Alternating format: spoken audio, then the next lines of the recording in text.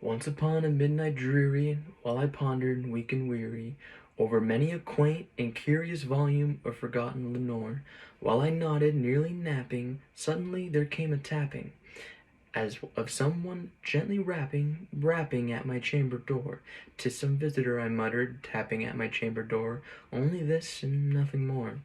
Ah, distinctly I remember it was a bleak December, and each separate dying ember wrought its ghost upon the floor.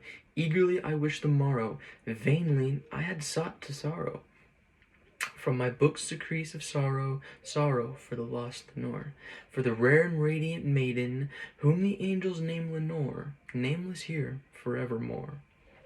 And the silken, sad, uncertain rustling of each purple curtain thrilled me, filled me with fantastic terrors never felt before, so that now, to still the beating of my heart, I stood repeating, some late visitor entreating entrance at my chamber door. This is it, and nothing more. Presently my soul grew stronger, hesitating then no longer. "Sir," said I, "or madam, truly your forgiveness I must implore, and so faintly you came tapping at my chamber door, that I scarce sure I heard you. Here I opened wide the door. Darkness, and nothing more.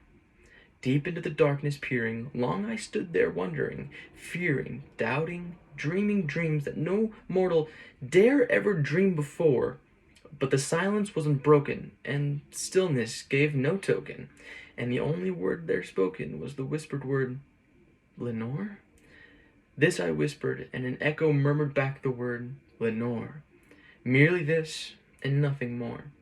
Back into the chamber turning, all my soul within me burning, soon again I heard a tapping, somewhat louder than before. "Surely," said I, "surely that is the something at my window lattice. Let me see, then, what thereat is, and this mystery explore. Let my heart be still a moment, and this mystery explore.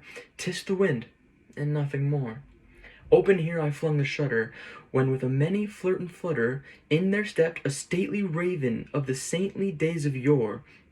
Nor the least substance he made, not a minute stopped or stayed he, but with the mien of lord or lady, perched above my chamber door, perched above a bust of Pallas just above my chamber door, perched and sat, and nothing more.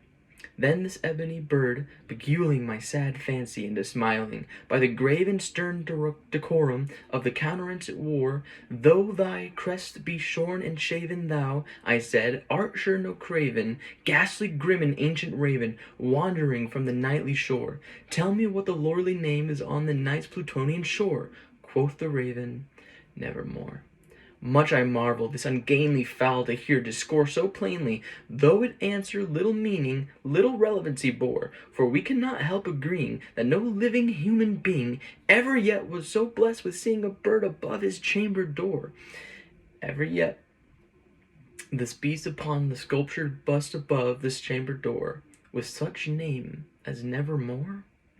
With the raven sitting lonely on the placed bust, spoke only that one word, as if his soul in that one word did outpour, nothing farther than he uttered, not a feather than he muttered, till I scarcely more than muttered, "Other friends have flown before.